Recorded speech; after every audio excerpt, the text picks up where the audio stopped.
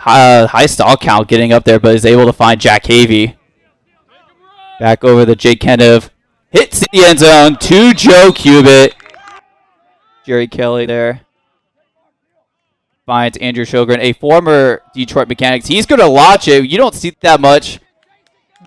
But he places it very well to Asher Lance. Upfield to Ben Priest for the Union score.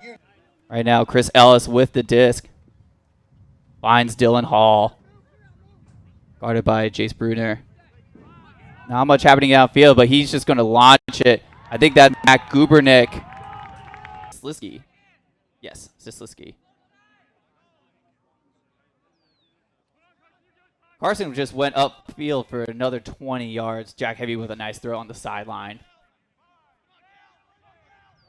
Not much happening, and Chicago doing a great job of swinging the disc from the other sideline. Ooh, Jay Kenneth almost getting that block against Charlie First. Torner Betty with the disc. I.O. flick. That was really pretty. Over the Jace Bruner with that D. That was so close. Walsh over the Betch. Kenneth with another great cut. And Jack Havey just wide open in that end zone space. Or the hold for the Mechanix. At the end of the day, he's still out there to stretch the field and score any amount of goals that the Union need. And I believe he phrased it, he got a six-pack, or at least 6 goals for the Union in their last game against the Mechanix. Joe's going to huck it over to Carson Chamberlain. Oh my goodness, that was so crazy. Oh my gosh, Carson Chamberlain laying out, putting his body on the line. Finds Weber, back to Beauregard. Just about 15 yards away from the end zone. Weber wide open from that double team. Upfield over the Balfour. This is where you run your end zone offense. He's had a floaty throw over the Dylan Hall in that deep space. Jack Havey able to create some gain yards. Joe finds Joe Cubit. Zach Kiefer pressuring that throw.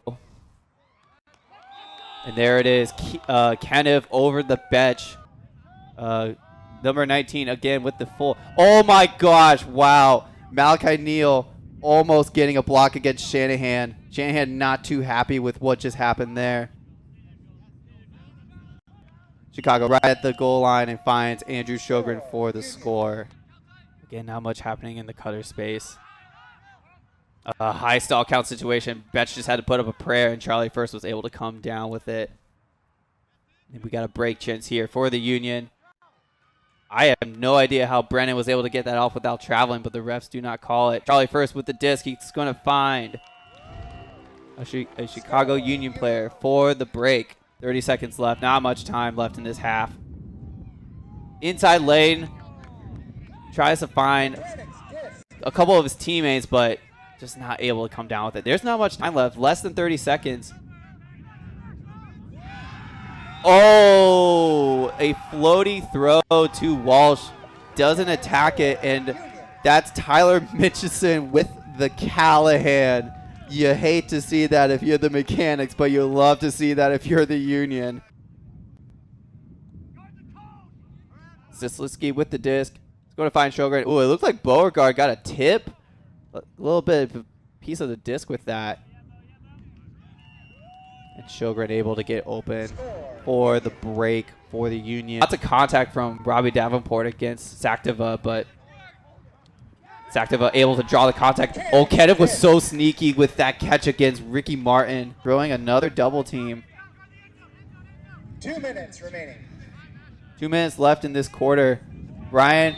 Oh, no way. Wow. Brian Walsh throws a prayer hammer to Jake Kenneth. Going up against some of his buddies here. Jack Shanahan with the disc. He's going to huck it over to Sjogren. Sjogren easily able to come down with it. And Stislisky almost reaching midfield from that end zone.